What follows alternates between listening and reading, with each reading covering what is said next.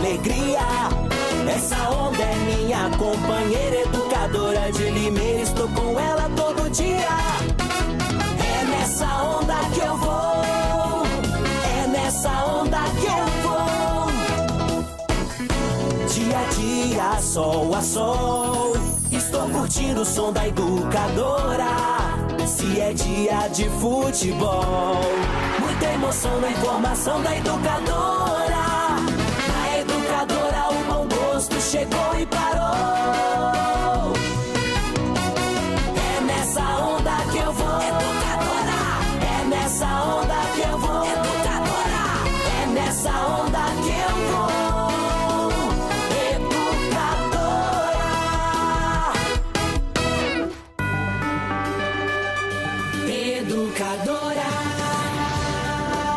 ZYK 531, ondas médias 1020 kHz. ZYG 852, ondas tropicais 2380 kHz. Na internet educadora.am, no Instagram, no Twitter, no Facebook, em todas as plataformas, sempre ao seu lado.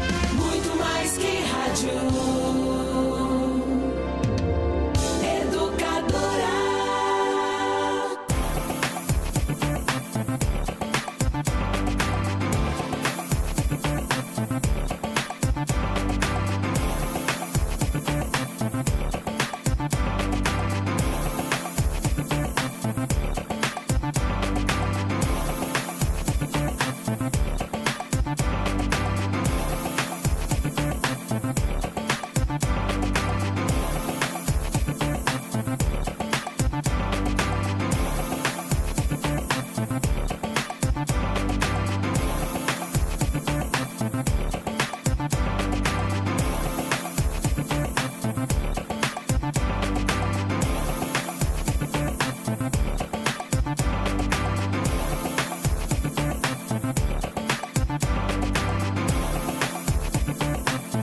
Agora no ar, ao vivo e em todas as plataformas. 2.1 com Nani Camargo, Renata Reis e Luiz Biagioni. Oferecimento Gromos Elevadores, de portas abertas para elevar o seu projeto a outro patamar. Igeatel Industrial, Cangaru Steakhouse.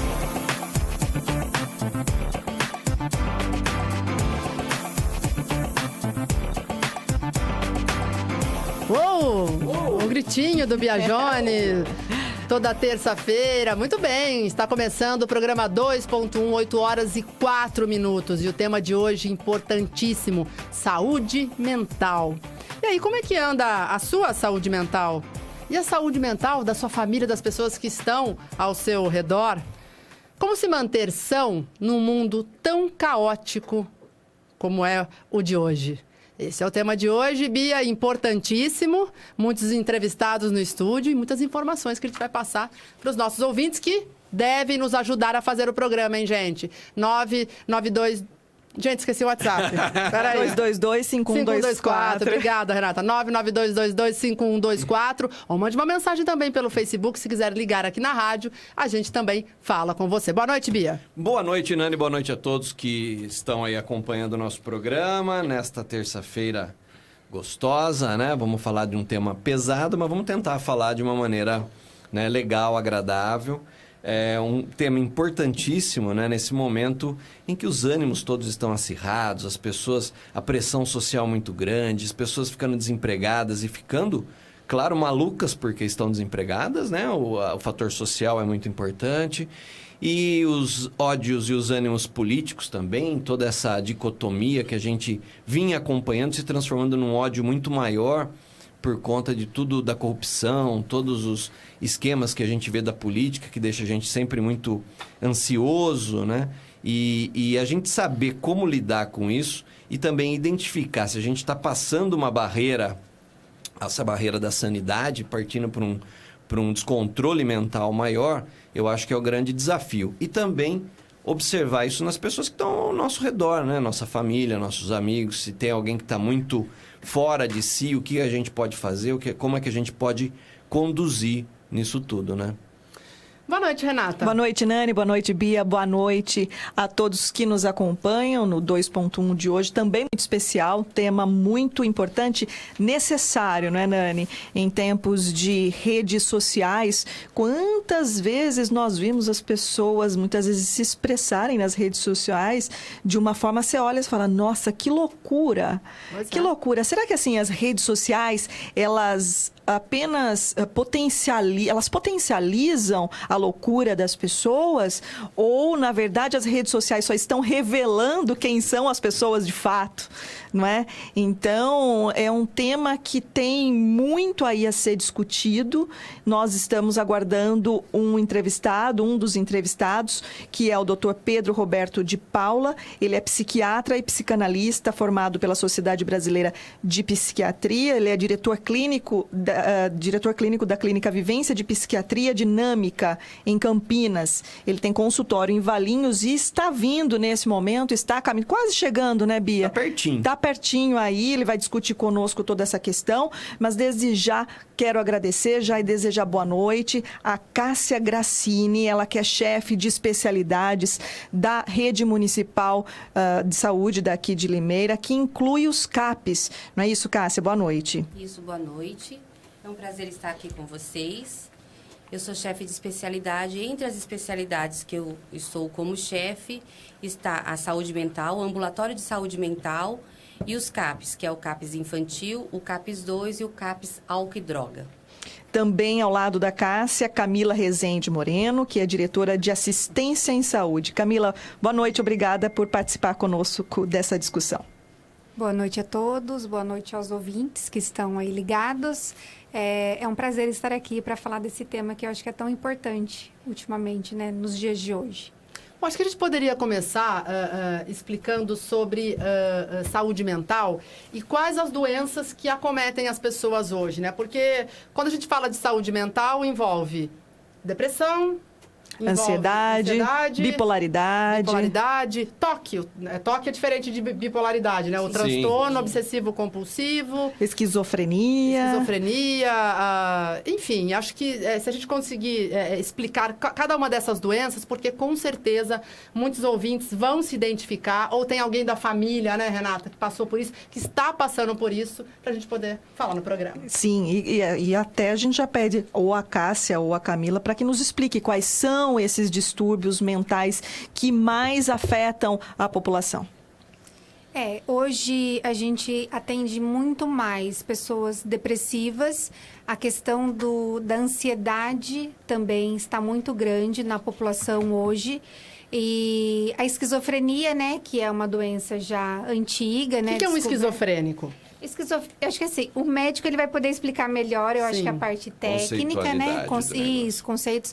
Mas assim, o paciente esquizofrênico, ele é um paciente que ele tem sofrimento, tanto social, uma fobia social, quanto internamente com ele mesmo, entendeu? Então, ele é um paciente que ele não consegue, às vezes, trabalhar, ele não consegue conviver, né, na sociedade, ele tem uma dificuldade muito grande também dentro da família, ele tem algumas...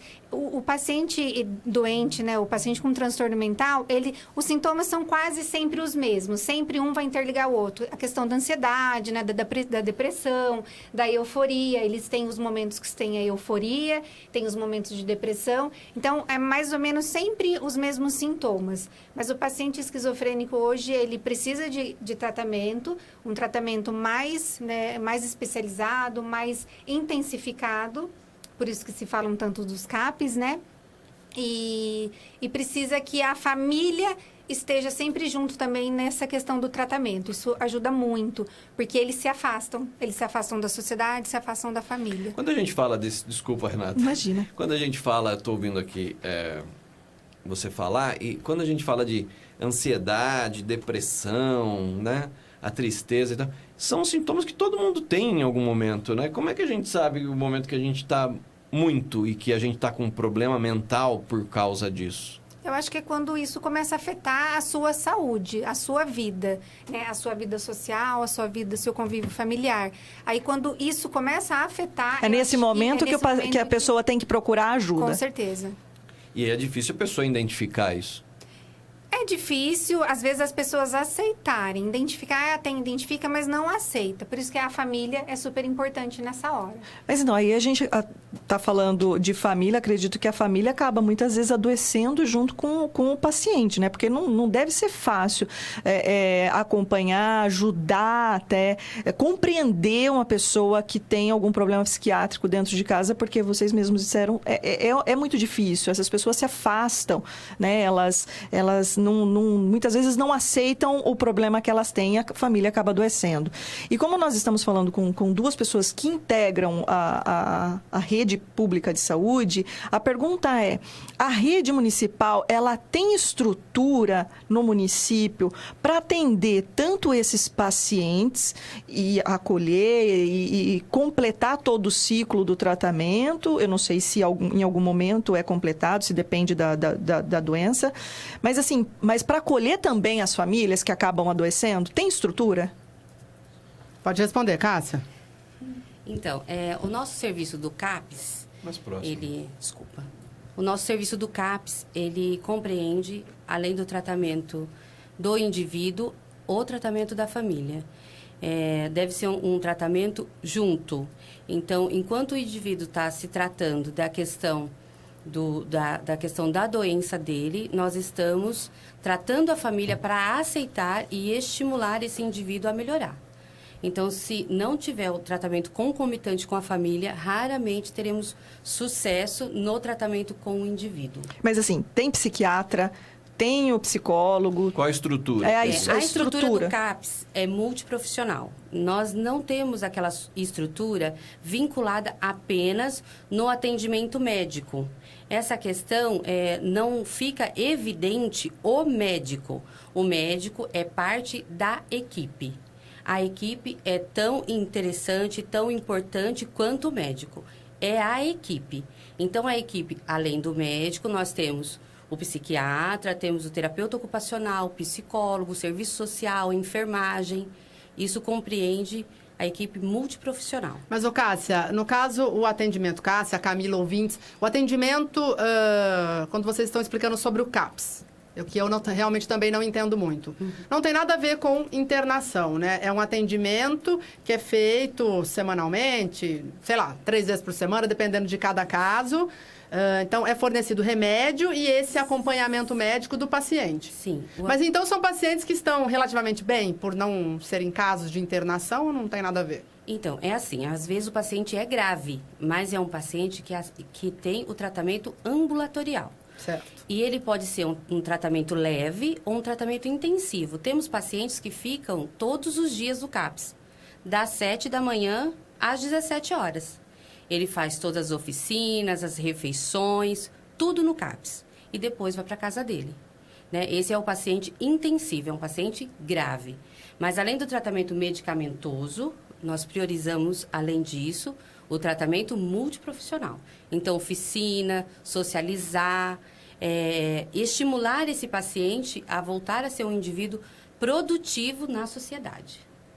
Muito bem. Olha só, muitos ouvintes aqui já participando, acompanhando a nossa transmissão. Sempre lembrando, viu, gente? Nós estamos ao vivo no Facebook, também estamos no YouTube. Se você preferir, do modo convencional, pelas ondas da Rádio Educadora. O Cristiano Coquevita está dando boa noite pra gente. Aliás, daqui a pouquinho, um belo depoimento do Cris. O Cris é um amigo nosso, jornalista, faz o atendimento no CAPS. Depois vocês vão entender a história do Cris. Mas olha só, Mário José Campos, o Márcio Burati, a Lucila Marques, o Estevão Nogueira, vereador Estevão, a Marina, mamãe Marina também está acompanhando o programa, Marina Leitão, Danilo e Carol Bortolã mandando um abraço pra gente aqui, Rodrigo Pereira, Vanessa Rezende Sturt, ou Stout.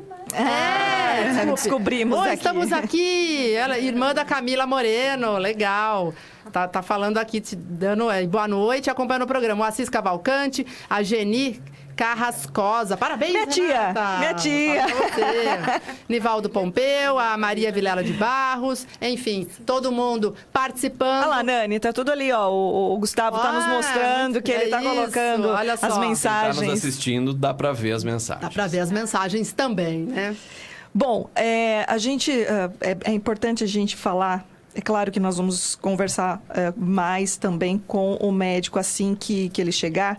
Mas, assim, vocês sempre apresentam números nas audiências públicas de saúde, né? Vocês estão com um novo sistema de distribuição de medicamento.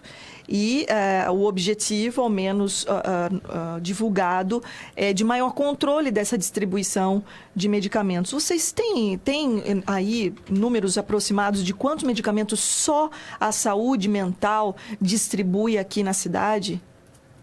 Tenho, vim preparar. Cheia de planilhas a Camila aqui, cheia né? de planilhas. Para vocês terem ideia, nós temos as 2 medicações que mais são distribuídas na rede pública hoje, são losartana, de 50... Mas espera lá, mas só na saúde mental ou na rede pública eu vou falar toda? Na rede toda, para você ter ideia de como as pessoas estão doentes mentais, sanidade mental, né?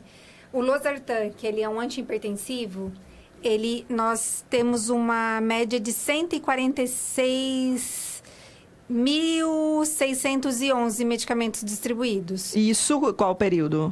Isso no período de 3 meses. Já a sertralina... Serve para quê?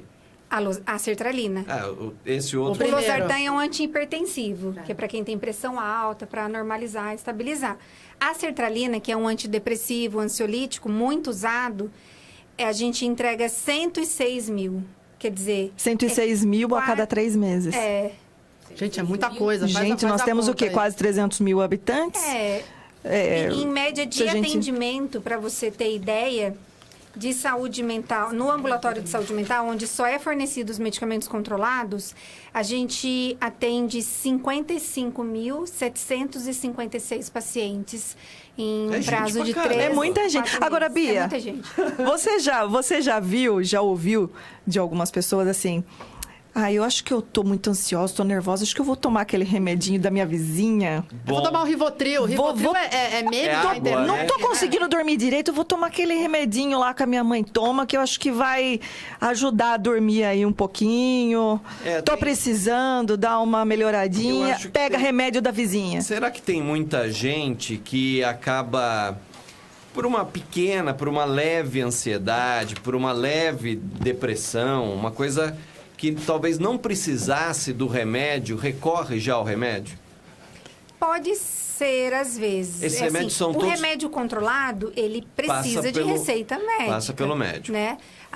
O antihipertensivo, nem sempre... Para pegar na rede pública, a gente precisa da receita, mas a pessoa pode comprar na farmácia se quiser. Mas o remédio controlado, não. Tem que ter a receita. Então, assim, você vê que é quase o mesmo número. São os 2 medicamentos que mais são distribuídos na rede hoje.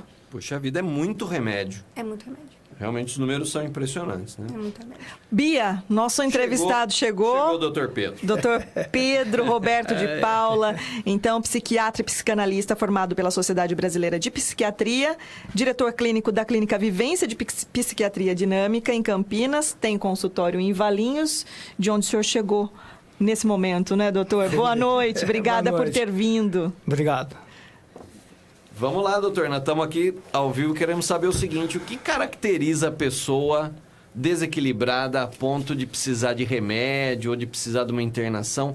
O que caracteriza a pessoa louca, como se diz comumente? Eu acho que, primeiro, eu quero pedir compreensão pelo fato de ter chegado fora do horário. Tudo bem. Tem problema, doutor. Veio de longe. Então, veja, eu vou usar um exemplo pessoal que aconteceu comigo agora.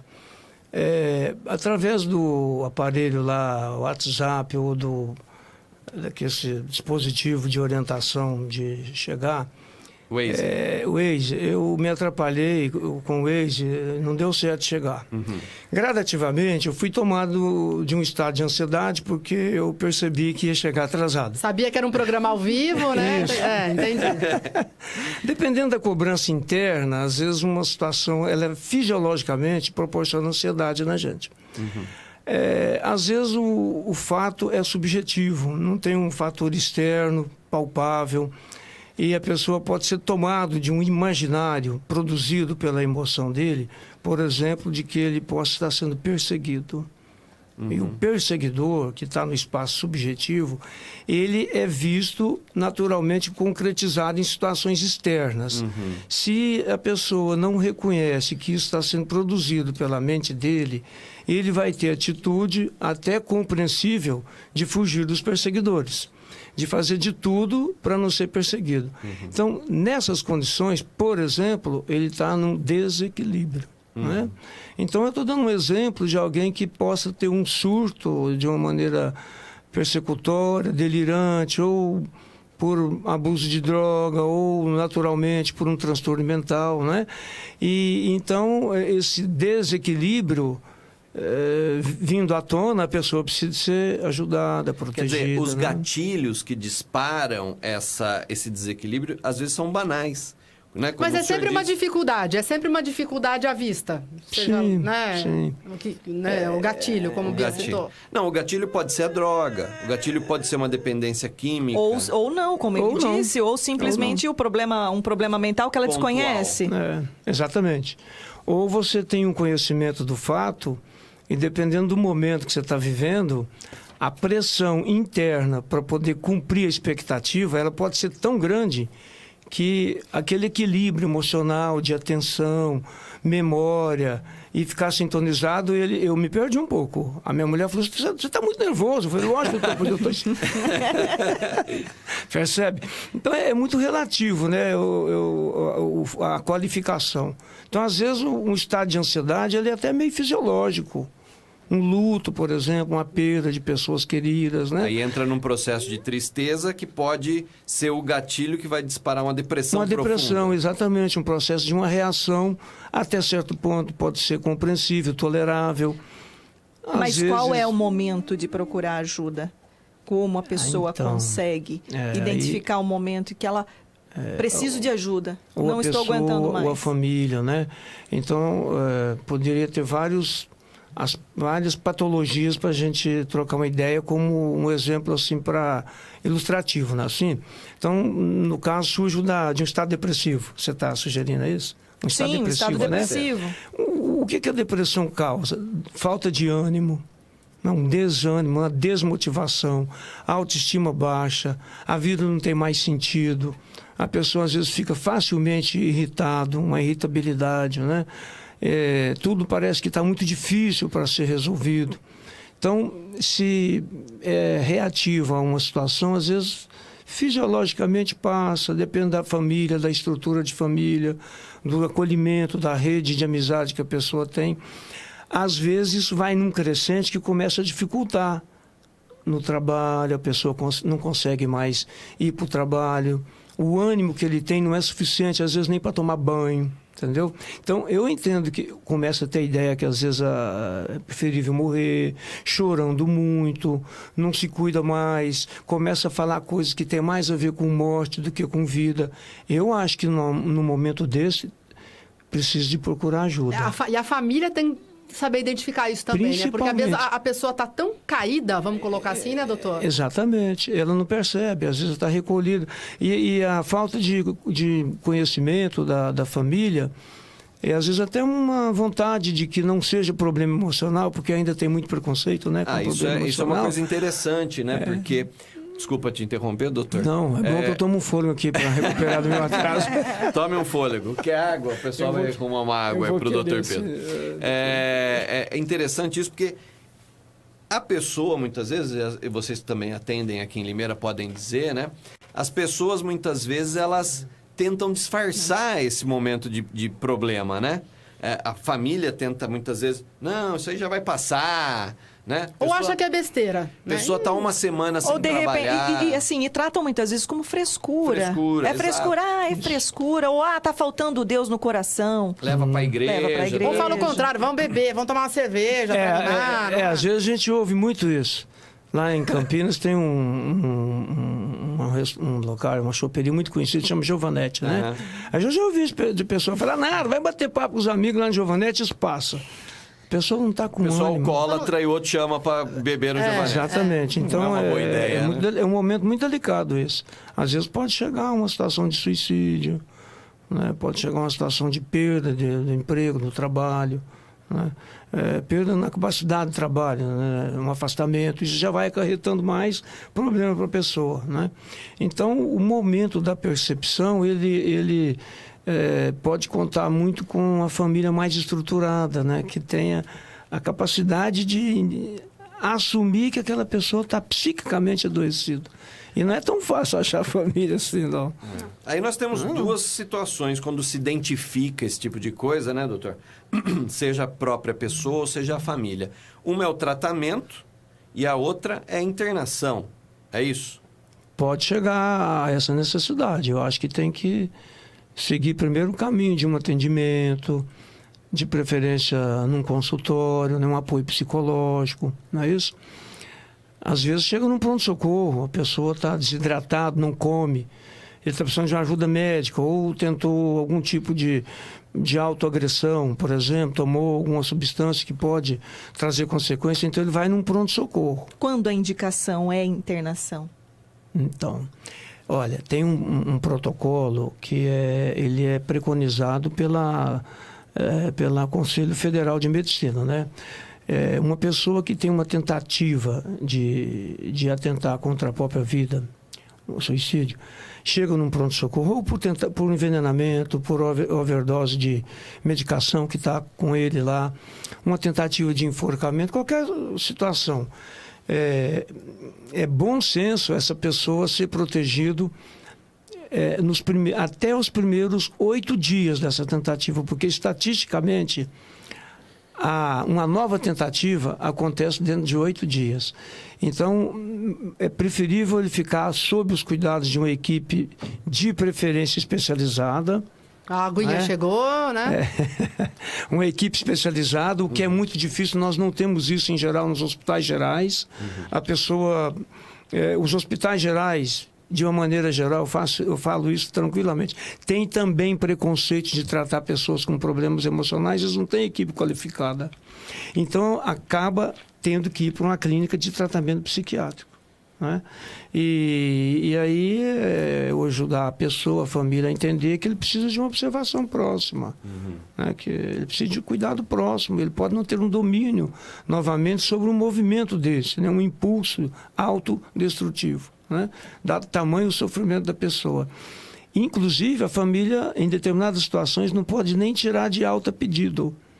E se ele recebe alta de um pronto-socorro, com uma tentativa disso, está registrado em prontuário, e vem acontecer uma catástrofe com ele, a instituição... A responsabilidade é da instituição. Da instituição. Aí se caracteriza uma deficiência de atenção profissional.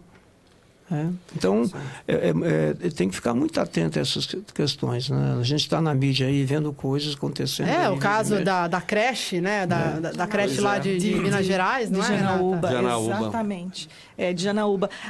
Era um caso de o segurança tinha um problema mental muito grave, né? E que ninguém identificou, né? O que se falou sobre ele é que ele era... Foi identificado, mas ele não teve talvez o tratamento correto. Mas que ele era muito solitário, era um homem de poucas palavras, né? Enfim, e isso acabou acontecendo, né? Muitas vezes... Essa tragédia. É difícil impedir a ação das pessoas que estão determinadas, Cássia, Camila, vocês que têm aí uma convivência maior na coordenação, mas com os pacientes nos CAPs, é difícil identificar o que pode acontecer com essas pessoas que já têm problemas diagnosticados?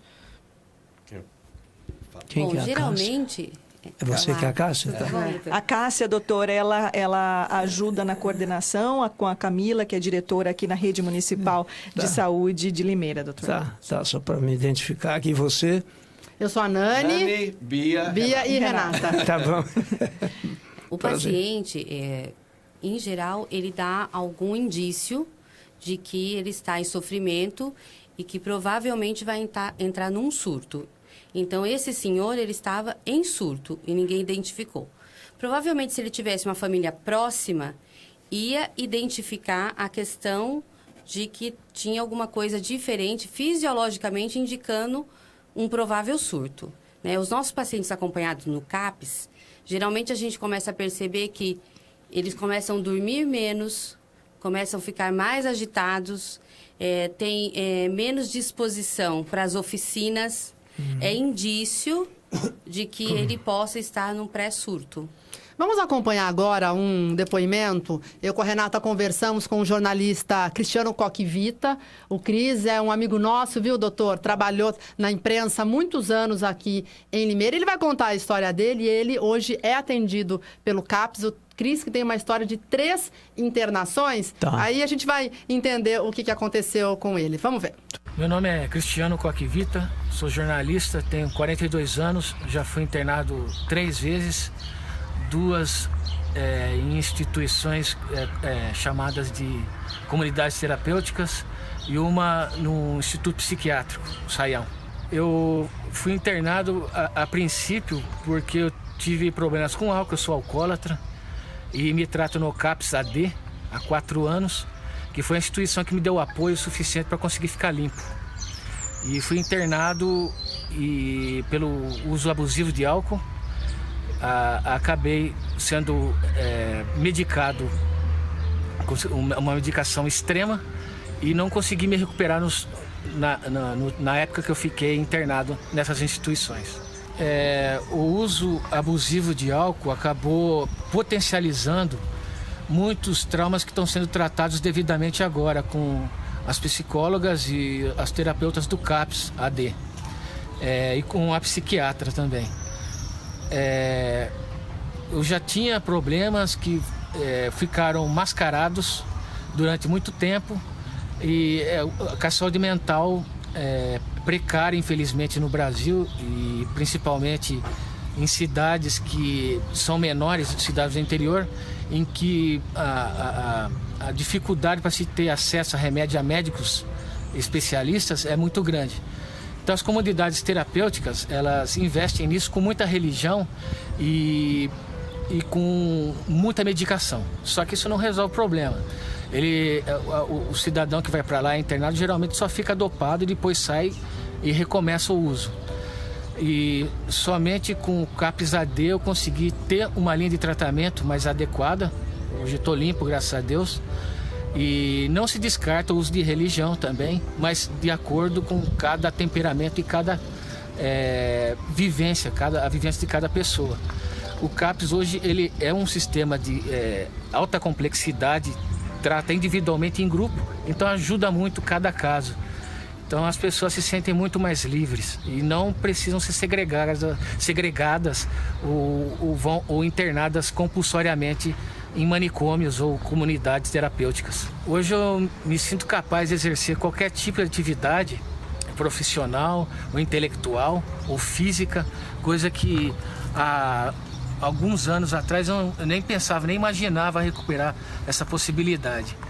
Eu vivi numa escuridão por pelo menos 2 anos, muito grande, de depressão extrema, não só pelo uso do álcool, mas pela segregação e por questões de sociabilidade. Isso foi sendo paulatinamente eliminado com a frequência no CAPS cada vez maior, frequentando o CAPS e adotando um modo diferente de vida e de pensamento.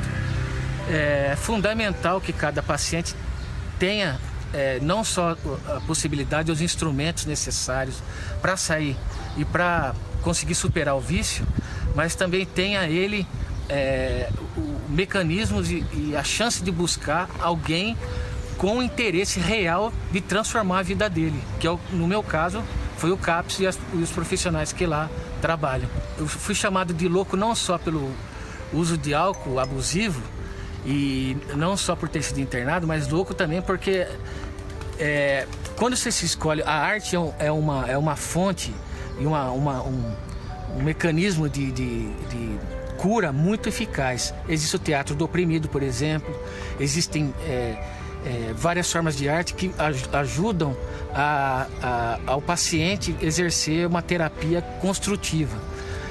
Então, como eu já gostava de arte, principalmente literatura, aí que fica reforçado o estereótipo do louco.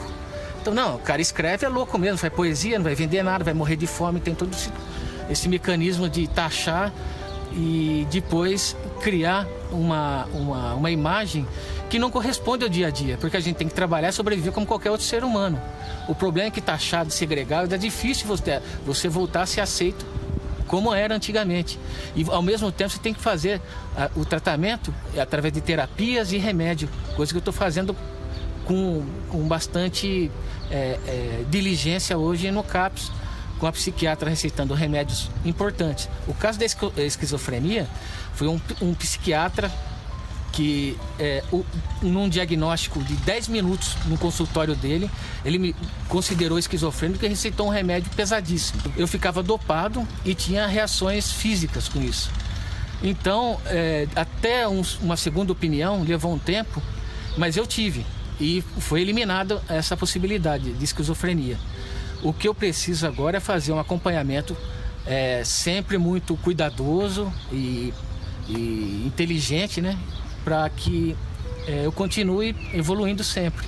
Mas foi um diagnóstico errado dado por um psiquiatra. O CAPS, o Centro de Atendimento Psicossocial, tem várias vertentes. O infantil, tem o CAPS AD e tem o CAPS que cuida de transtornos mentais diferentes dos causados pelo uso de drogas lícitas ou ilícitas. E o CAPS, ele infelizmente, ele vem sofrendo uma espécie de desmonte na sua estrutura base, que é uma estrutura que exige uma interligação multidisciplinar de profissionais. Os profissionais sendo transferidos, os profissionais às vezes sendo tolhidos, mas o fato é que o CAPS ele tem um alcance muito grande porque ele lida com a população carente, população que não pode pagar de maneira nenhuma um tratamento adequado, que esse tipo de situação exige. Existe o paciente que chega lá que é maníaco-depressivo, existe o paciente com alto nível de toque, que é transtorno obsessivo-compulsivo, tem o paciente que tem esquizofrenia paranoide, outros tipos de esquizofrenia. Então é muito delicado e precisa de um diagnóstico sempre muito correto, não como que foi dado a mim pelo psiquiatra. Eu acredito que ninguém que entrou numa situação difícil, por mais difícil que ela pareça, e realmente parece que chega a níveis de pensar muito em suicídio, por exemplo. É uma situação terrível, mas que mesmo o abuso de drogas ou um transtorno mental que já existe, a depressão profunda, ela pode e deve ser tratada. Existem profissionais que têm uma grande capacidade, têm ética, e existem os que não têm. Eu gostaria de ver as pessoas procurando cada vez mais informação, não só as pessoas que sofrem, mas as que não sofrem também, para evitar preconceito, para evitar uma crescente onda de suicídio, de sofrimento. Sofre a família, sofre a sociedade, sofre todo mundo, e ninguém ganha com desinformação. Só a informação pode eliminar estereótipo e que a pessoa seja taxada como irrecuperável. Eu acredito que não existe ninguém irrecuperável. Todo mundo tem chance de sobreviver e viver bem.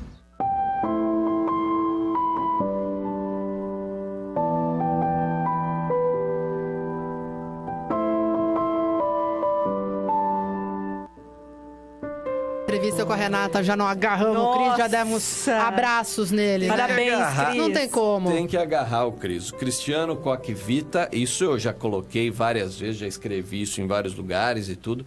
É o melhor texto, não só da cidade de Limeira, como talvez do estado, do Brasil. É verdade. Ele tem um texto sensacional. Escreve irretocável. Escreve como poucos. Foi revisor do Jornal de Limeira, tem um conhecimento da língua portuguesa, passou pela Gazeta também. E teve esse problema, né? Com alcoolismo. Mostra nesse vídeo uma coragem muito sensacional grande de mostrar que o que muitas vezes, né, doutor, é taxado, o cidadão que muitas vezes é taxado como louco, ele só está procurando uma maneira de resolver um problema interno, né, um problema social, um problema de adição, né? E é um desafio para ele, é um desafio para a família, é um desafio para os amigos, né? Então, eu quero mandar um abraço para o Cris aí. O Cris sabe que eu sou super super apoio ele, né? Sempre levo ele para as minhas oficinas que eu dou de literatura, a gente está sempre falando de literatura, e eu acho que é um grande exemplo, né, doutor? Sim, sem dúvida. Como é que a gente pode chegar nesse ponto de falar que eu estou superando? Porque a gente sabe que muitas dessas doenças, né, e o alcoolismo foi classificado como doença, né, por exemplo, não tem cura. Não existe uma cura, existe um controle. O Cris, ele vai ter 80 anos e ele vai ter, talvez, vontade de beber e lutar contra isso, né? Eu acho que não passa isso, não é? Não é, doutor? Se ele tiver mesmo, parece que pelo que ele fala, né, ele tem problema patológico com a adição com álcool, né? Uhum. Eu acho que vai ser pro resto da vida, sim. Ele vai ter que ter limitação, não vai poder usar bebida, né? Eu tive uma experiência em 1977, na Clínica Pinel de Porto Alegre, fazendo estágio. E um padre, aí eu estava começando a ter contato com a psiquiatria. Ele tinha ficado 12 anos em abstinência. Um padre tinha essa predisposição com a missa, o vinho, essas coisas. Então, o Sérgio Paula Ramos, hoje é uma expressão renomada no país em tratamento de dependência química, falou, olha, vocês estão chegando agora, o problema da abstinência do álcool, ela tem que ser para o resto da vida para quem é alcoólatra. O bebedor, problema, às vezes pode superar, aí é meio relativo, mas o que é alcoólatra tem problema com álcool. E aí esse padre foi liberado, depois de 12 anos, saiu, foi rezar a missa, rezou uma, rezou duas. E numa dessas, o que era colocado era suco de uva naquele cálice, né, naquele ritual da igreja e tal. E numa dessas houve alguma falha lá, segundo o Sérgio, não sei se do sacristão tinha na preparação, e foi o vinho no lugar do suco. O padre recaiu e teve que ser reinternado. Fazia 12 anos que ele estava conseguindo se manter depois de um tempo de tratamento. Então, mesmo com a religiosidade, é um porta-voz, né, da religiosidade, é padre, né? Então, a situação é difícil mesmo para a pessoa, né? Os fatores de risco às vezes não consegue eliminar, como você está dizendo, os amigos chamam, os amigos fazem negação. A pessoa tem que ter muita força. Em casa, em geral, não deixam de fazer um churrasquinho porque tem algum alcoólatra na família. Então, a pessoa está sempre defrontada com o fator de risco. É muito difícil para a pessoa. Daí a necessidade de uma ajuda continuada, psicológica, através da arte, da terapia ocupacional, Você está com a sua esposa ali, que é terapeuta sexual. Tá me dando alguma dica ali, terapeuta ocupacional. Ela tem um bilhetinho. Tá mandando ali. um bilhete para ele. Qual que é o nome dela, doutor? Deixa ele voltar aqui. Rita de Cássia, então. Ela... Sim, eu já sei. O que ela disse? Qual o Não, toque? é porque a gente vinha conversando no caminho, aí eu estava falando assim, mas por que é o dia, por que existe que é o Dia Mundial da Saúde Mental, dia 10 de outubro, a gente não Isso, citou. aí foi vendo, ele falou assim, foi procurando lá, né? Hoje a gente tem essa facilidade, a internet, o Google, né? O que está sendo preconizado nesse dia 10 foi, pela Organização Mundial de Saúde, é dignidade na saúde mental.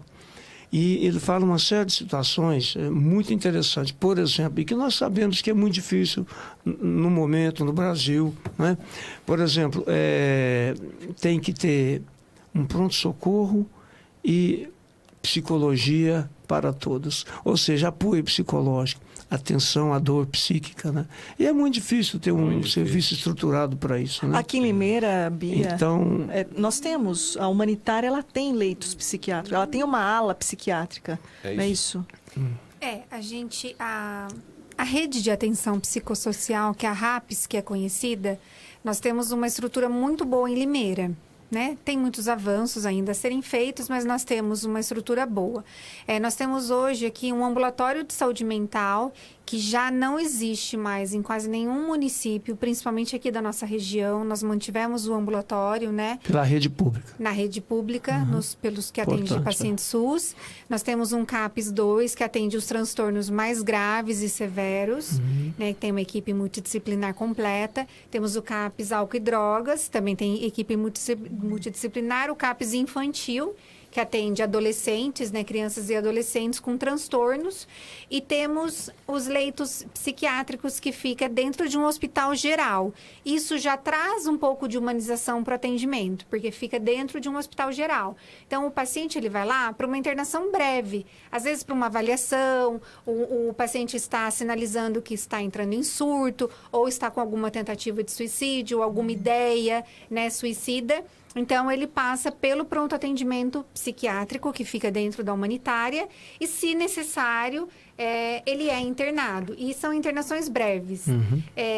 Tem a questão da luta antimanicomial, né, que depois a gente acho que vai falar um pouco. Então, assim, se necessário uma internação maior, aí a gente tem uma outra retaguarda, que é um hospital psiquiátrico fechado. Aqui em Limeira? Mas não aqui. Não essa aqui. Que é a pergunta, não. né? Internações aqui em Limeira não são possíveis. Não, humanitárias. Só provisoriamente. Isso, são internações breves.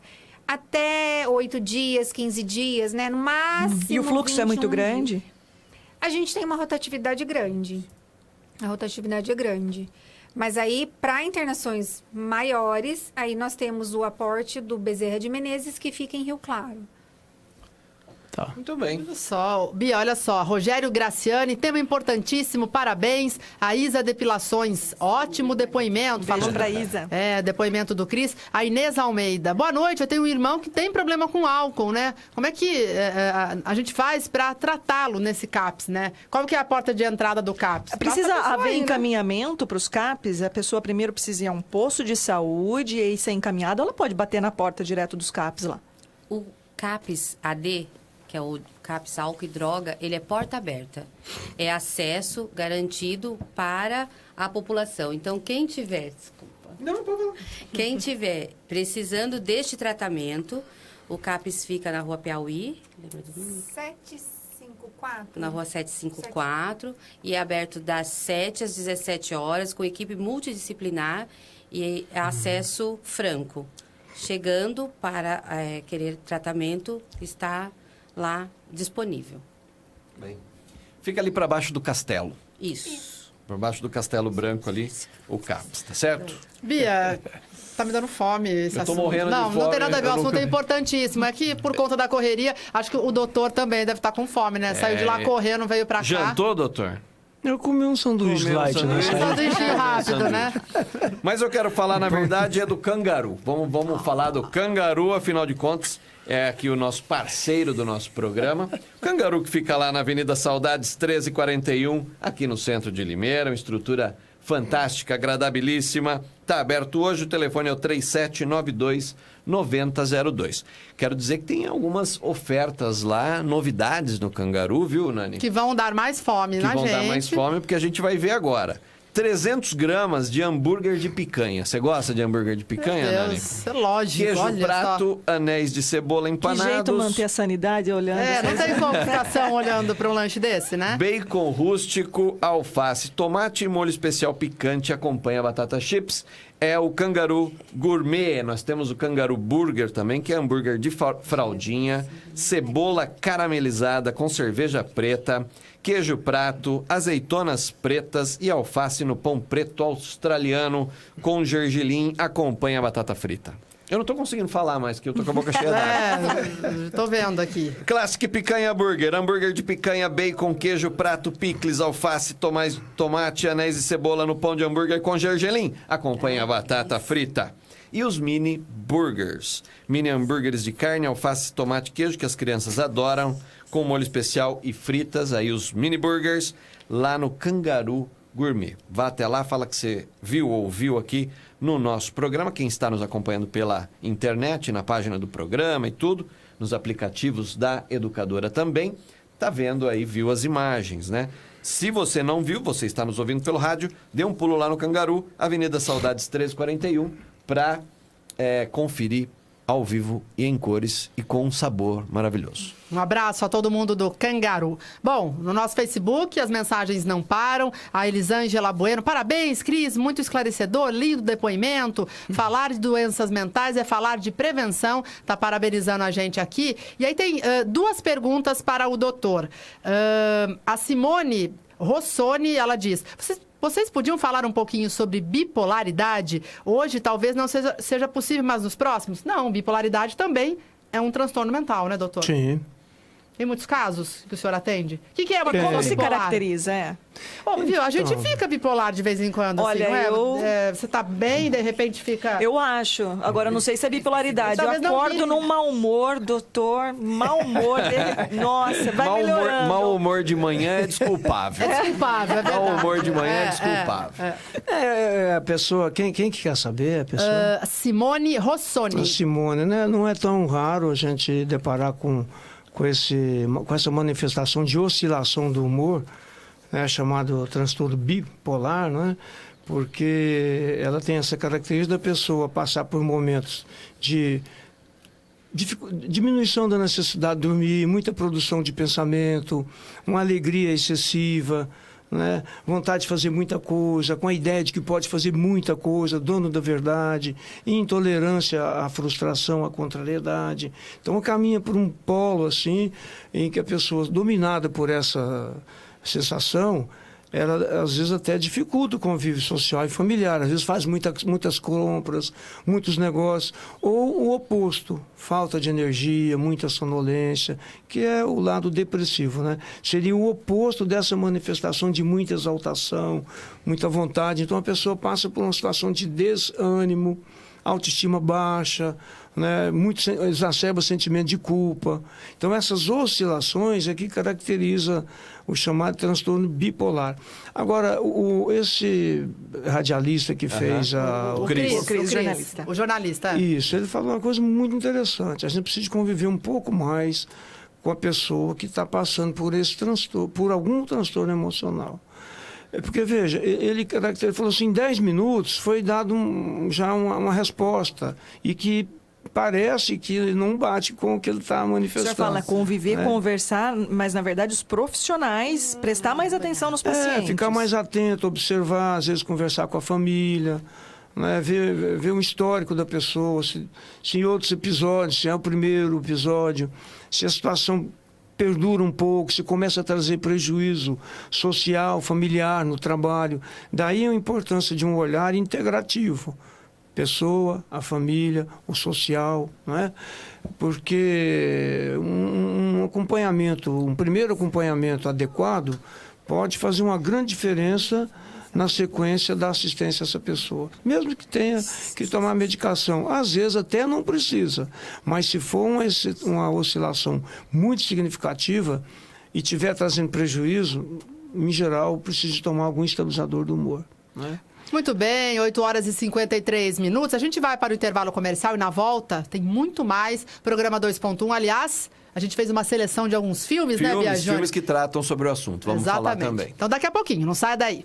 Estamos apresentando 2.1. Oferecimento Gromos Elevadores. De portas abertas para elevar o seu projeto a outro patamar. Igeatel Industrial. Cangaru Steakhouse.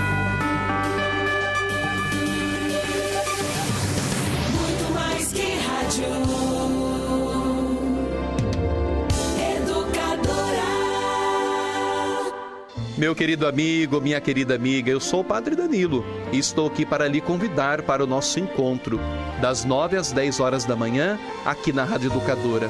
Será uma felicidade tê-lo conosco. Sintonize, nos acompanhe e nos dê a graça deste encontro.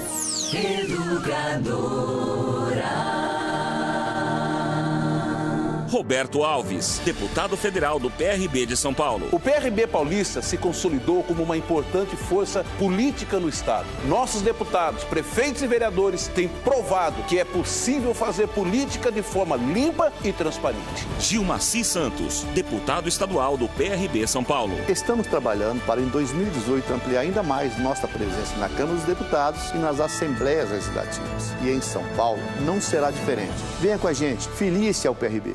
No Facebook da Educadora, você sabe tudo o que acontece em Limeira. É informação em tempo real. Todo dia, a qualquer hora do dia. Aconteceu, tá no Facebook da Educadora. O melhor conteúdo do Facebook, com textos e vídeos exclusivos. É só acessar e curtir facebook.com/educadoraam. Educadora, muito mais que rádio. Oi, amiga! Oi, que lindo seu novo elevador, hein? Lindo mesmo. E não é só isso. Ele é muito econômico, é o mais moderno que eu encontrei. Tem uma assistência técnica de primeira e em tempo integral. E é fabricado com tecnologia de ponta aqui mesmo em Limeira. Nossa, que ótimo! E não é só isso não, amiga. Minha vida em casa ficou muito mais fácil depois que adquiri um elevador Gromos. Muitas das minhas tarefas domésticas ficaram bem mais simples. Não preciso mais ficar subindo e descendo escadas o tempo todo. E agora tenho mais tempo para dedicar à minha família e ao meu lazer. Perfeito, amiga. Vou comprar um igualzinho. Será que eu vou pagar caro? De jeito nenhum. A Gromos facilita o pagamento para você, parcelando o valor em várias prestações e de várias maneiras. Será que eu vou ter que esperar meses para receber meu elevador? Não! Seu elevador será entregue em até 30 dias. Maravilha! Então já decidi. Minha vida e minha casa merecem um elevador Gromos. Isso mesmo, amiga. A gente merece mais. A gente merece Gromos. Gromos Elevadores. De portas abertas para elevar o seu projeto a outro patamar. Acesse gromos.com.br. Ministro Marcos Pereira, ministro da Indústria, Comércio Exterior e Serviços. O Brasil atravessou sua maior crise econômica e já começa a crescer novamente. A indústria tem recuperado sua capacidade produtiva, a inflação está controlada e as exportações batem recorde todos os meses. Não vamos permitir que circunstâncias políticas coloquem a perder as conquistas deste último ano. O PRB segue comprometido com o país e com a geração de empregos. Nosso compromisso é com os brasileiros. Muito mais que rádio. Educadora.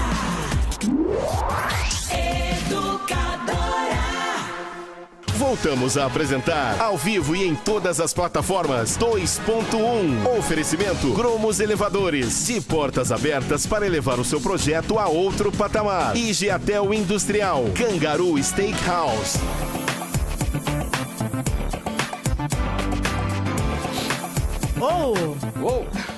Voltamos então no programa 2.1. O tema de hoje, saúde mental. Olha, vamos mandar uns abraços aqui rapidinho? Manda uns abraços, rapidão. Wilson Badini, o Gustavo Madison, o nosso grande ajudador aqui dos bastidores, né? Gustavo faz tudo. Olha só, o pessoal que está acompanhando. A Simone Frasnelli, a Cíntia Ferreira, a Inês Almeida, Isa Depilações, que eu já citei, o Alexandre Brandão, amigo jornalista nosso, Simone também, tem Raquel Cabral. Chegando aí, daqui a pouco a gente vai fazer. A Maiara, o Mário José Campos, a Lucila Marques, a Marina Leitão, Camila Beckman, o Cris também está acompanhando, claro, Nivaldo Pompeu, Gino Torresan, Rodrigo Pereira, Adriano Adai, Rogério Grassini, Anania Santos, Lourdes Bertanha, Cleonice, Paola, Irisilda, Iliane, Fabiano, Beatriz, Jandira, Bernadette. Nossa, Bia, tô dando conta. Você não vai dar conta. Nós estamos com 1.400 visualizações nesse momento, 67 compartilhamentos. Tem muita gente falando. Tem 2 ou 3 perguntas aqui muito interessantes que a gente deve fazer daqui a pouco. Bom, vamos falar dos nossos patrocinadores, né?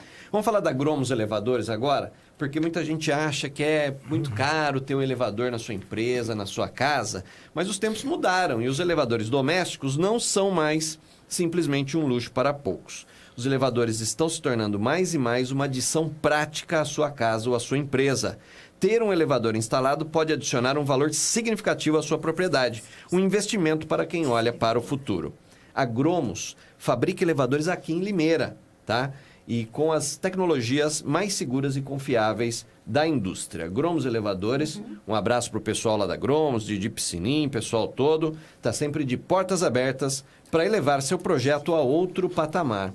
A Gromos você acessa em gromos.com.br e você faz uma consulta lá, você vai ver que não é caro ter um elevador na sua casa ou na sua empresa e você pode ganhar muito com isso, viu, Nani?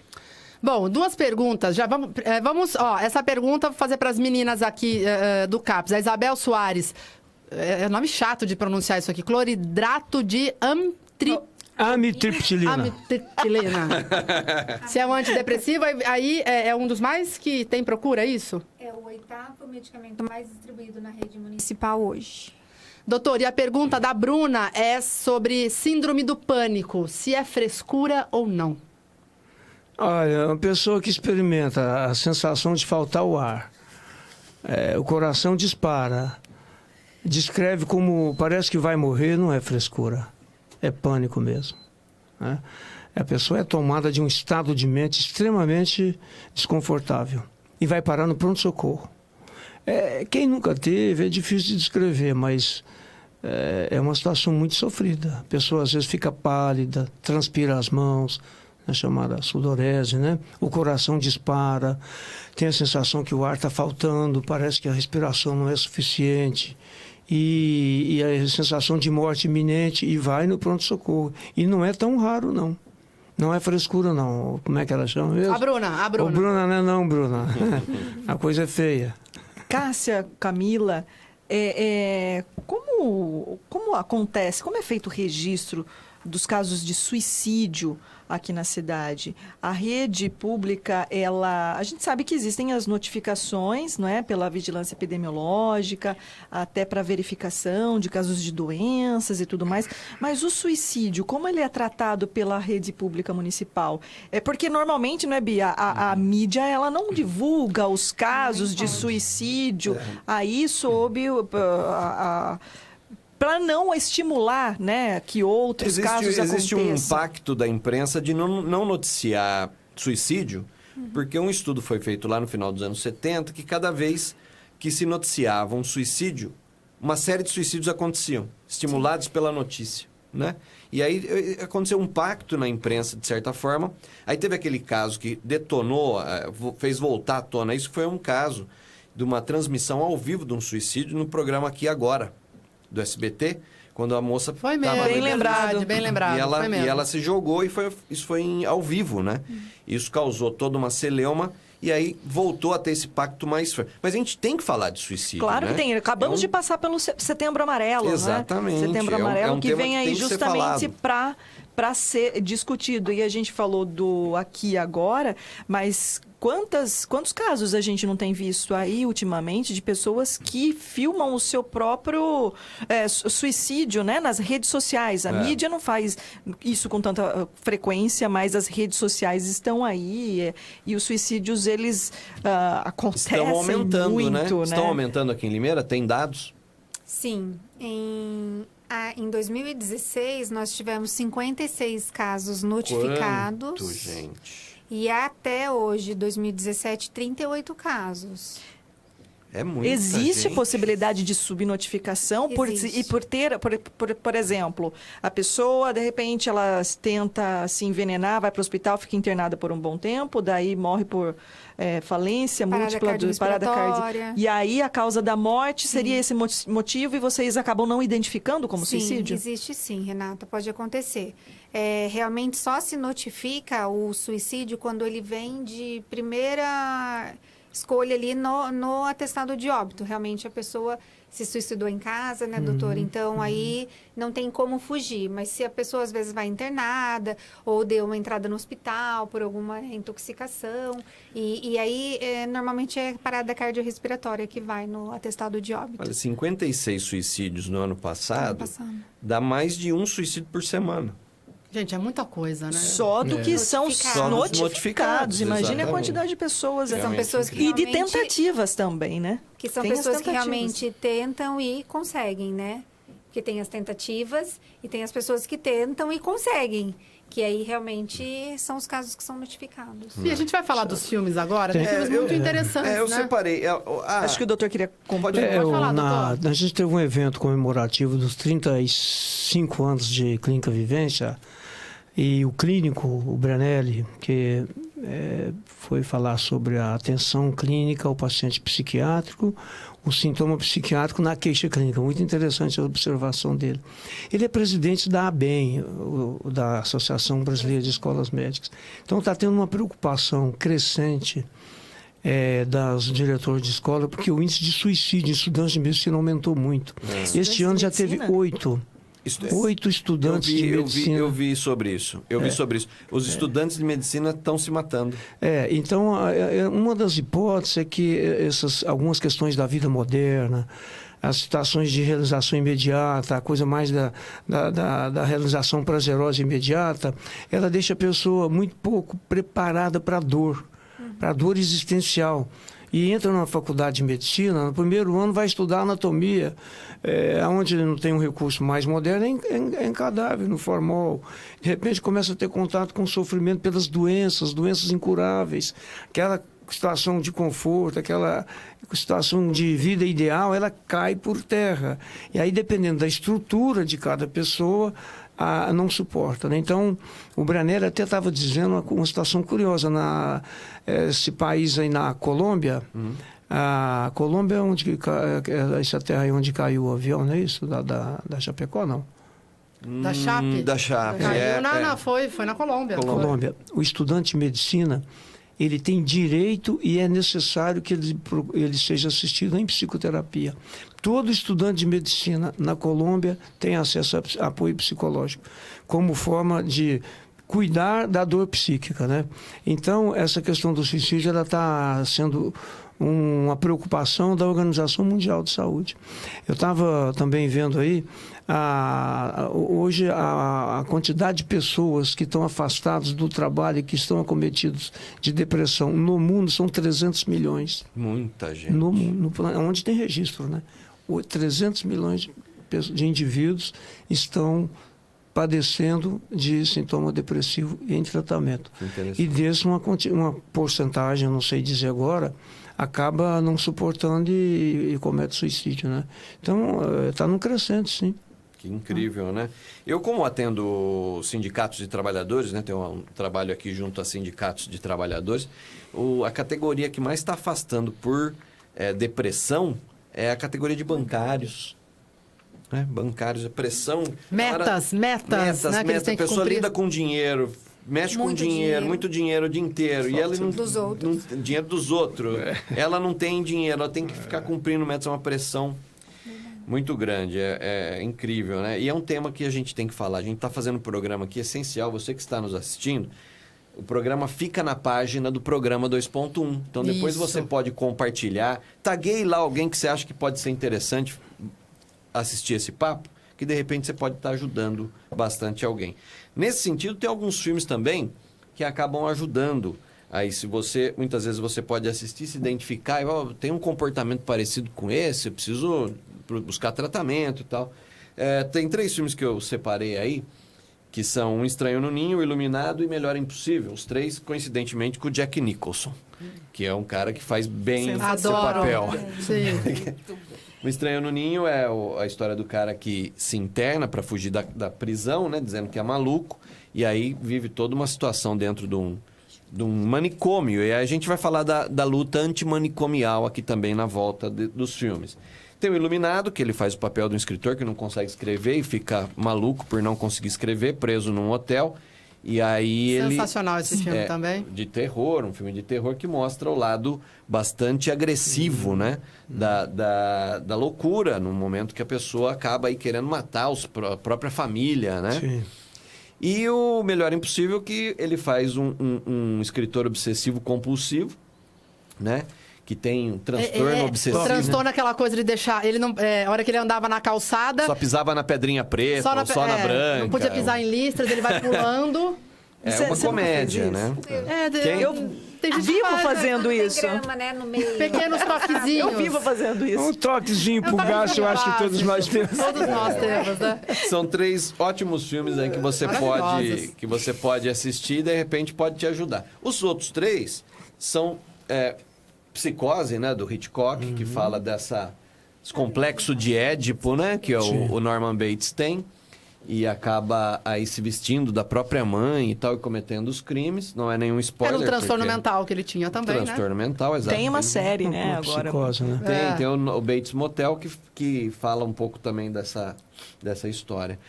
O Aviador, que é um filme que pouca gente colocou atenção, né? Mas que fala da vida do John Hughes, do Howard Hughes, né? E tinha toque também, né? Ele era um transtornado... Tinha toque.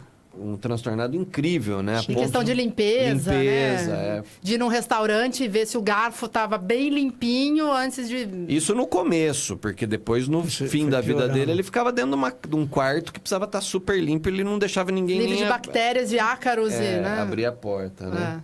E O Bicho de Sete Cabeças, que é um filme nacional do ano 2000, dirigido pela Laís Bodansky, sensacional, que fala do Austrégésilo Carrano Bueno, né? Que é o personagem que acaba sendo internado e o sofrimento dele dentro de um manicômio, de um hospício, né? E nesse caso tem a questão da família, que é muito importante, porque ele era usuário de maconha, mas aparentemente um jovem normal da sua época, e os pais, não compreendendo a situação... que ele apenas fumava maconha e deveria ter dado um outro tratamento, né, Bia? Joga esse garoto, que no caso é o Rodrigo Santoro, né? Num manicômio, e ele passa os diabos ali, né? Volta pior, né? Do que... E no período da ditadura, né? Onde também a estrutura hospitalar era ditatorial também, né? Ela era a coisa era de cima para baixo. A pessoa tinha muito pouca voz ativa, né? Ou nada, o paciente. Então, ele ficava submetido a situações na qual ele era passivo, não tinha nenhuma interação para discutir, para trocar ideia. Isso mudou muito hoje em dia, né? Mas acho que o grande lance desse filme é que ele detonou no Brasil uma nova organização de movimentos antimanicomiais, né? Eu acho que isso que era um assunto que a gente podia colocar aqui. Como é que vocês veem isso? Como é que... realmente o manicômio, esse... nome que é um pouco feio, a gente associa... Assustador, assim, a gente né? associa uma coisa assustadora. É realmente desnecessário? Não precisa ter? Como é que vocês veem isso? Olha, eu acho que o hospital psiquiátrico, ele é necessário sim, porque tem pacientes que têm indicações, né, de internação, como nós falamos anteriormente, o caso da Humanitária, ele é um hospital geral com leitos psiquiátricos. E é um hospital aberto. Então, tem pacientes que é necessário, sim, a internação fechada. Agora, a forma com que os manicômios faziam, né, o tratamento que era dado, que a gente é contra. Então, tem que ser um tratamento multidisciplinar, mais humanizado, né, com um olhar diferenciado e sempre tentando trazer o indivíduo de volta para a sociedade. Não simplesmente deixá-lo trancado dentro de uma cela, que eram celas, e super medicamentalizado aquele paciente, que a pessoa não conseguia nem comer direito sozinho, né? Então, assim, existiam muitas doenças que eram transmitidas ali, né? Sim. E também tem a questão da desumanização mesmo, né? Do atendimento. Então, isso a gente é contra. Eu acho que a luta, ela é mais nesse intuito, né, doutor? Doutor. Eu concordo. A gente sabe que, por exemplo, quando eu comecei a psiquiatria, em 1978, ainda existiam muitos grandes hospitais. Estou falando de rede privada. Tem os na rede pública também. Na época, inclusive, tinha algumas pessoas que eram diretores, eram algumas figuras aí do INPS, hoje é o INSS. Eles eram sócios de hospitais psiquiátricos. Eles investiam em leito psiquiátrico, era uma coisa maluca. O paciente internava, isso eu passei por essa situação de presenciar, muito angustiante. O paciente tinha algum problema com bebida, às vezes tomou um porre na despedida de solteiro, teve um problema, foi para o pronto-socorro, em São Paulo, e ali ele era trazido para os hospitais, usava o INPS, e às vezes ficava 60 dias internado.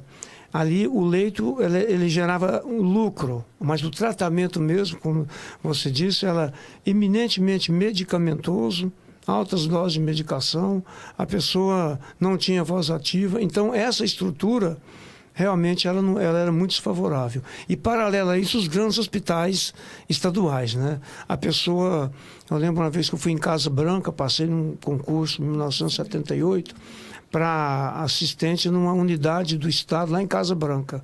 Eu tive pertinho de ter um surto de alguma natureza, não sei se psicótica, depressiva, porque quando eu vi aquele punhado de pessoas com uma bolsa de cor amarela, uma roupa também, tudo igual, a mesma cor de camisa, a mesma cor de calça e um número um número na sacola. Gente, como se fosse gado, né? Sei lá.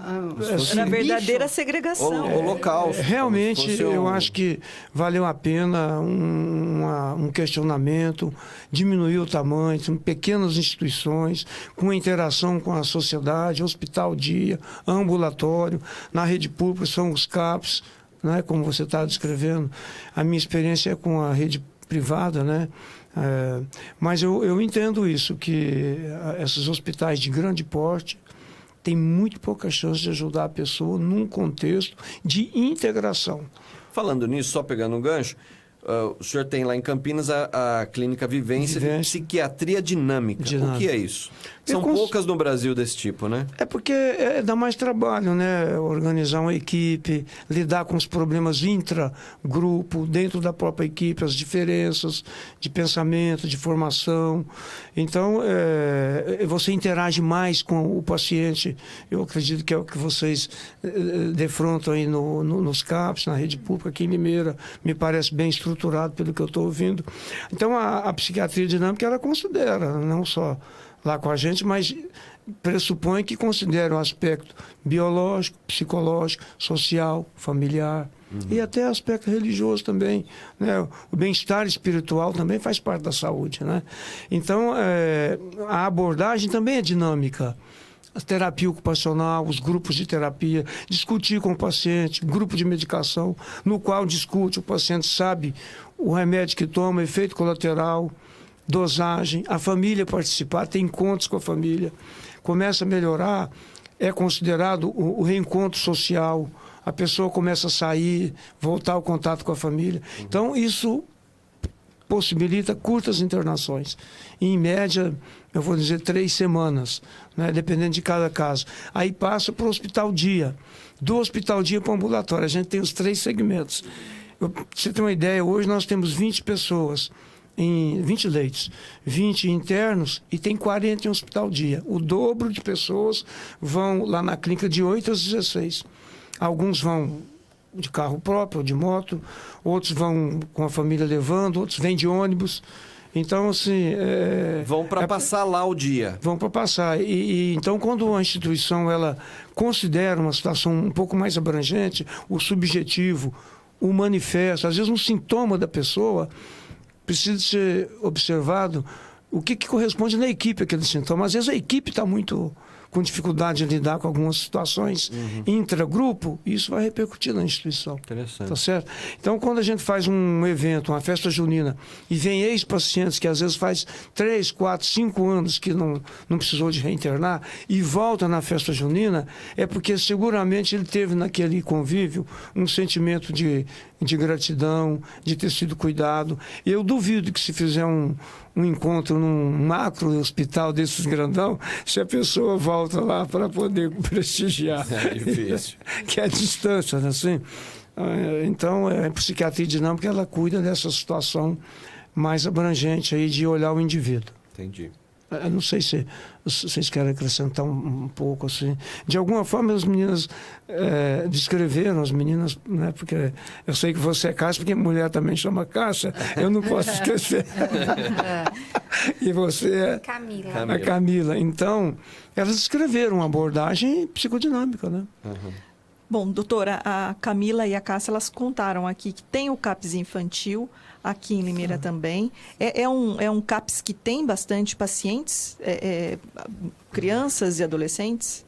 Sim. São muitos? E quais são os principais problemas dessas crianças e adolescentes? No CAPS infantil nós temos álcool e droga, né? É uma demanda grande. As psicoses, né, graves. E também nós temos agora o autista, que ele é tratado no CAPS infantil. Eles são tratados no CAPS infantil. Agora, doutor, o que eu queria perguntar é o seguinte, elas acabaram de falar de alguns problemas, né, de saúde mental, mas assim, a criação de uma criança, muitas vezes, a forma como ela é criada, a educação da família, ela influencia diretamente num adulto futuro ansioso, depressivo, etc. Problemático, ou não. Ou a criança, ela necessariamente precisa ter algum problema psiquiátrico já instalado, ou não. A educação, a convivência com determinados indivíduos meio, pode torná-la? O meio ambiente familiar que ela está desenvolvendo é muito importante. Muito importante. Então, o primeiro meio muito significativo é o intrauterino, né? É o ventre materno. São aqueles 9 meses de preparar o indivíduo para a vida.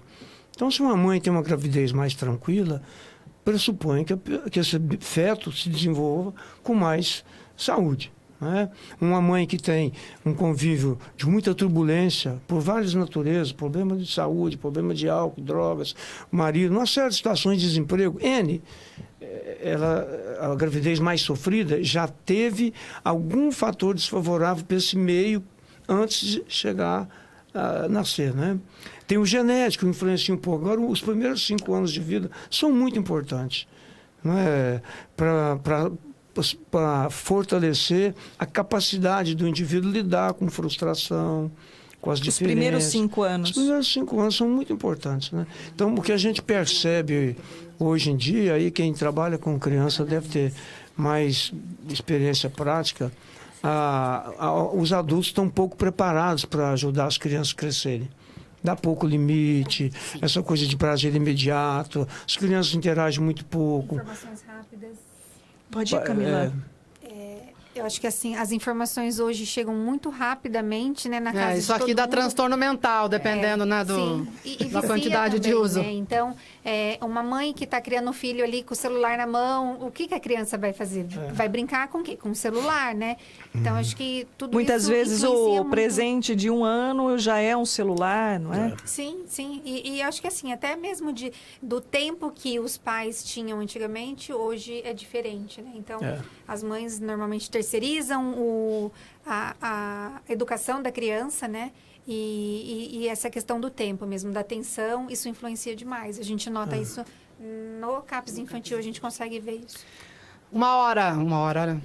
Eu tô no Educadora Meio-Dia aqui. Meu Deus. 9h22 minutos. Dar um remedinho pra Nani. Tô precisando de um remedinho para dar uma descansada. Bia, vamos falar agora de Bistrô Terroir. Vamos falar do Bistrô Terroir, afinal de contas, né?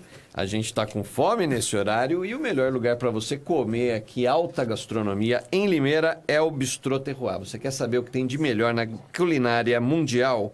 Então você precisa conhecer o Bistrô Terroir. Tem um espaço reservado para os amantes dos sabores e texturas de uma ótima refeição. Lá você pode curtir um momento gastronômico com uma deliciosa culinária contemporânea e na companhia de um excelente vinho. Lá tem uma carta de vinho, uma adega sensacional que conta com os rótulos mais requintados e para todos os gostos. Além disso, o Bistrô Terroir oferece um espaço super aconchegante para um almoço de negócio ou com amigos. Eles têm lá um cardápio especial para você. Vá conhecer, fica na rua Alferes Franco, 946, ali no centro da cidade. O telefone é o 3702-1862. No Facebook, coloque lá Bistrô Terroir. Você vai encontrar e você vai gostar, você vai se deliciar, tá ok? Bia, e agora também tem um depoimento muito importante que a gente vai ver, né? A gente separou um trechinho de uma fala do Leandro Carnal. O Leandro Carnal é historiador e vem fazendo palestras e tudo. Ele tem alguns insights muito interessantes. Você viu em Limeira, né, Renata? Ele esteve, o ano passado. Ano passado. E ele tem um trecho de uma palestra, tá no YouTube, depois quem quiser achar, a gente vai mostrar só um trechinho, em que ele disse o seguinte, que ser louco é a única possibilidade de ser sadio nesse mundo doente. Ele faz uma fala Acredito muito nisso. Também acho. Ele fala um pouco das peças da tragédia grega, fala de Hamlet também, Shakespeare e tal.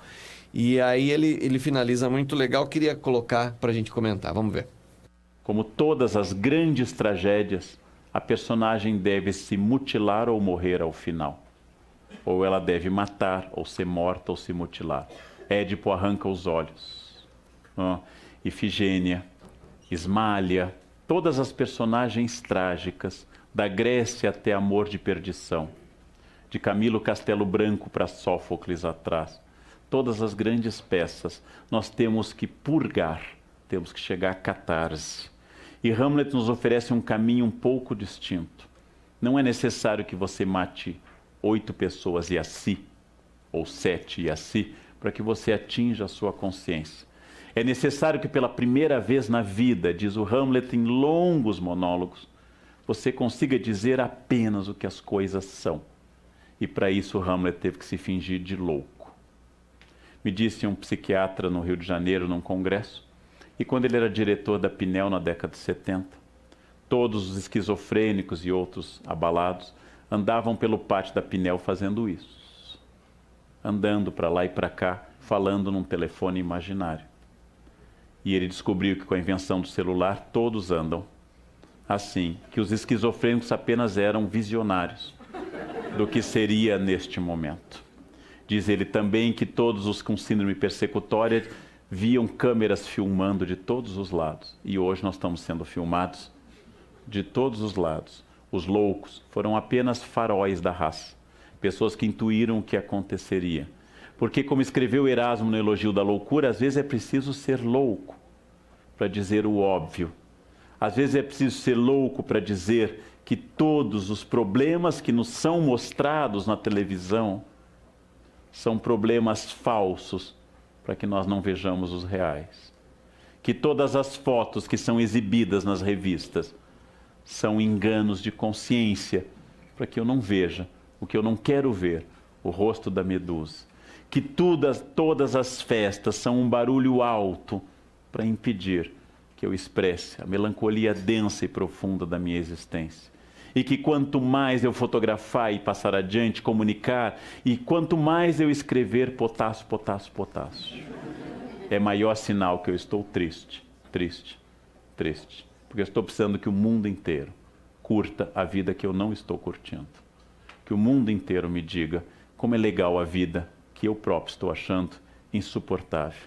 E se muitas pessoas me disserem isso, eu consigo evitar que o resto seja silêncio.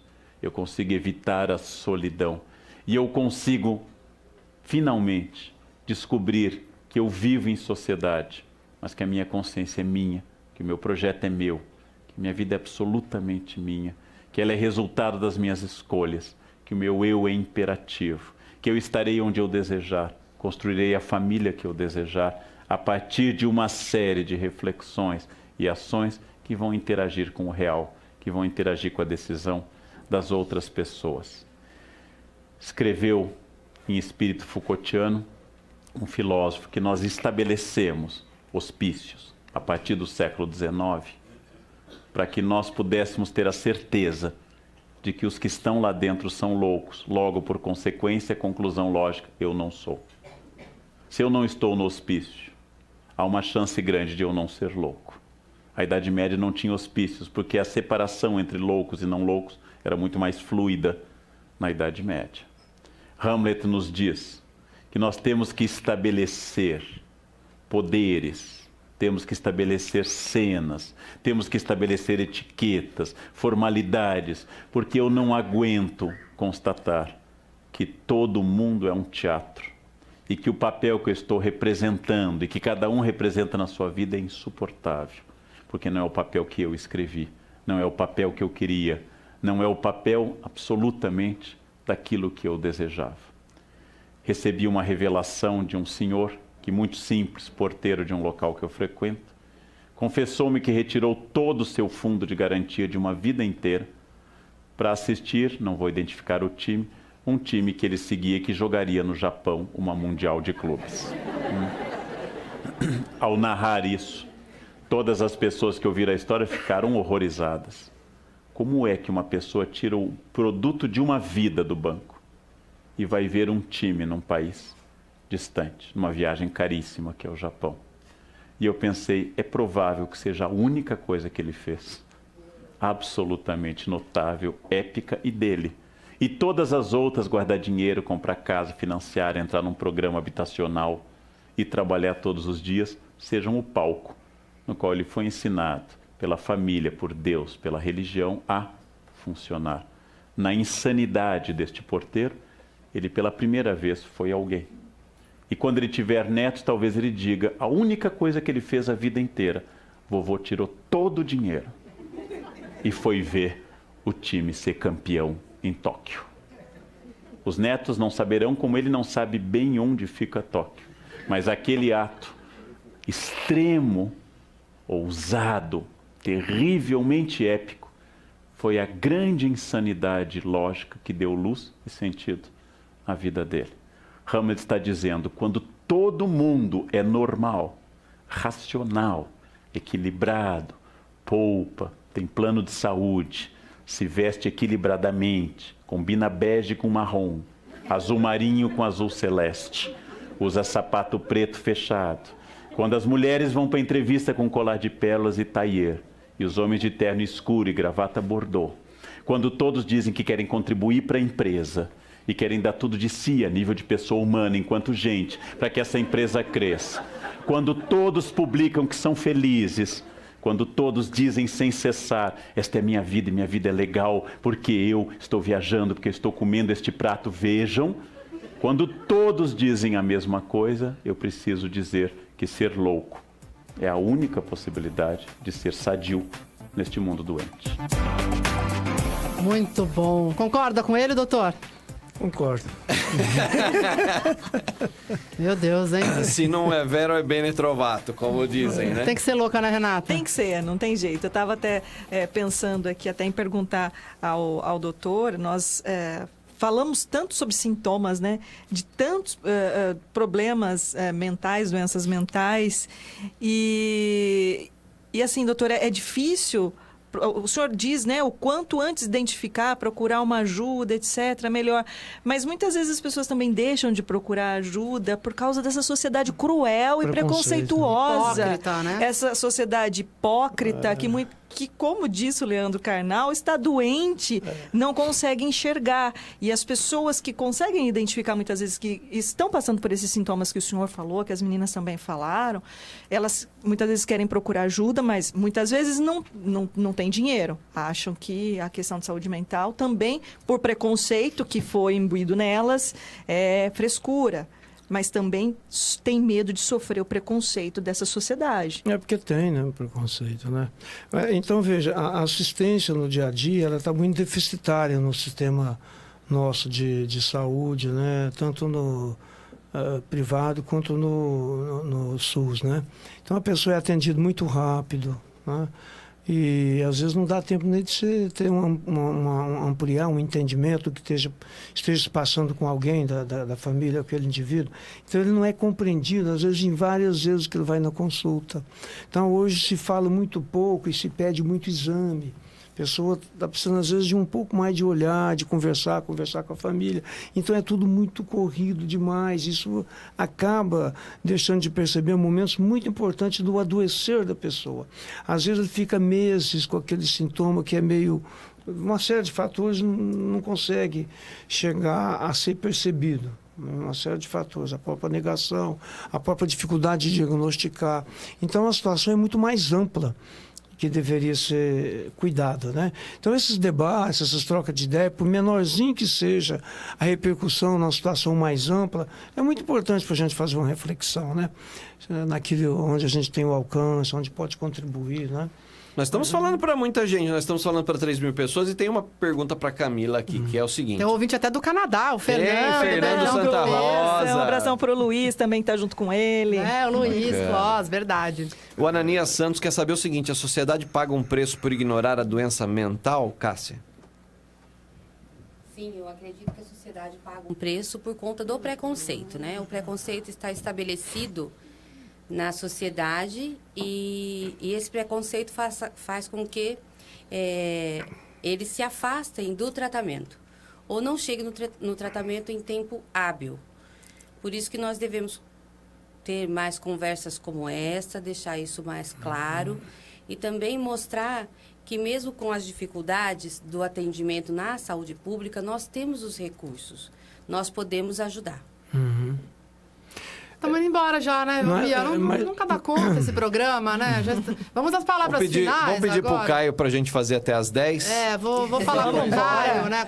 O Gustavo não quer. Não, mas é legal. Sempre fica algo a se falar, né? Mas enfim. Fala, doutor. Tem algo a falar. Tem uma manifestação aí, um levantamento feito pela Organização Mundial de Saúde, que a empresa que cuida da saúde mental do trabalhador, ela gera mais lucro, porque vai ter menos pessoa afastada por depressão, que é grande a quantidade de pessoas que são afastadas. Então, a empresa que cria uma condição de um olhar zelando da saúde ocupacional, saúde mental ocupacional do trabalhador, ela passa a ter mais produtividade, ela passa a ter mais lucratividade. Isso é uma verdade também para o sistema de saúde, né?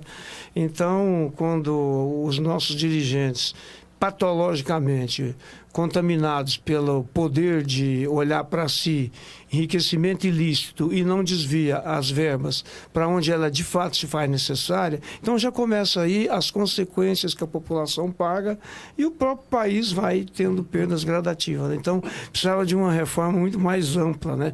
A começar nos dirigentes, né? No ápice da pirâmide aí. E aí um paciente escreveu, eu estou falando a última frase, que eu sei que eu sou meio falante. Então, veja, um paciente escreveu no hospital psiquiátrico, quando começou a ter intervenção da Organização Mundial de Saúde, um diretor de um hospital lá em Itapira, o inglês perguntou, o que está escrito naquele muro lá? Porque o cara da Inglaterra, ele não sabia o que era. Aí ele falou assim, lá está escrito assim, entre aspas, nem todos que são, tão. Nem todos que estão são. Muito bem, esse é o doutor Pedro Roberto de Paula. Ele é psiquiatra, psicanalista, formado pela Sociedade Brasileira de Psiquiatria e diretor... Psicanálise? Boa, doutor. E diretor clínico da Clínica Vivência de Psiquiatria Dinâmica em Campinas e também tem consultório em Valinhos. Muito obrigada, né, Rê? Foi muito bom o papo. Puta papo, hein? Foi mesmo. Foi. Conte mais vezes, doutor. Quando eu atendo alguém no consultório que termina depois de 50 minutos ou 1 hora e que tem vontade de continuar conversando, não só eu, como aquela pessoa ficamos com a demanda reprimida. Eu estou saindo daqui com essa sensação.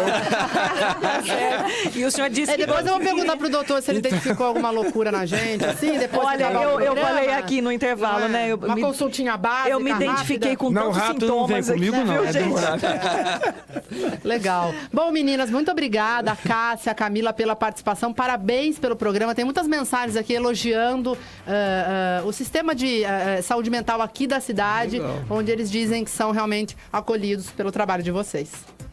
Pode falar as palavras finais. Vou mandar abraço. Pode mandar. Pessoal, eu gostaria de mandar um abraço para minha família de São Paulo, que está me assistindo agora pelo Face. Legal. E também a todos os nossos profissionais que fazem realmente um trabalho diferenciado, com muito amor. Por isso nós temos esta qualidade de atendimento. Então, um abraço forte a vocês e vamos continuar firme nessa luta. E também um abraço especial ao meu esposo e meu filho, Pedro. Muito bom. Camila? Eu queria mandar um abraço, um beijo bem forte para minha família, que também está longe, está lá em Espírito Santo do Pinhal. Minha sogra e meu marido estão em Mojimirim. Estão acompanhando, né? Já postaram aqui. Estão ligados aí no Face. E na figura do Valmir, que está nos acompanhando, né? A todos os funcionários da Secretaria da Saúde, que ainda tem o brilho nos olhos quando fala em saúde, em lidar com a população. Então, assim, isso é muito gratificante, trabalhar com pessoas assim. Então, obrigado para todo mundo e um abraço aí para a população. Estamos à disposição sempre. Obrigada. Acho que o doutor queria também mandar um abraço. Agradecer o convite que foi feito, né? E deixar também o meu sentimento de gratidão pelo aprendizado que eu venho tendo ao longo desses 40 anos de prática, principalmente com os pacientes. Depois com os livros, depois com a terapia, mas eu deixo esse sentimento aqui para toda a equipe da Clínica Vivência e também para os pacientes, os grandes orientadores da minha formação psiquiátrica. Obrigada, doutor. Tchau, Bia. Tchauzinho, Patroa tá aí, né? Você viu, né? Patroa tá aqui, dona Raquel Cabral está aqui. Mandar um beijo para ela. Um abraço pro Valmir, da saúde mental, que ajudou a gente aqui na organização, inclusive. Verdade, trouxe água pra gente. Ajudou com os bastidores nos ajudando no ao vivo aqui. E muitas pessoas, né, Bia, no Face. O pessoal, não vai dar tempo de ler tudo, né? O doutor Pedro, a Cássia, a Camila, depois podem entrar também aqui e responder pontualmente para as pessoas, né, que as perguntas estão aqui. E obrigado a todos que prestigiaram mais um programa aqui. Semana que vem tem mais. E mais. Até lá, Rê. Até, Nani. Muito bem, olha, passamos 9 9 minutos, mas tudo bem, o Caio tá de férias essa semana, ele tá super de boa. Caio é o nosso chefe, viu, doutor? Então, o Caio que é o dono aqui de tudo. Mas ele é um cara muito legal, tá acompanhando o programa também, o Caio e o Bruno. Muito bem, 9 horas e 39 minutos, estamos indo embora. Muito obrigada por sua audiência e na terça-feira estaremos de volta. Tchau, gente!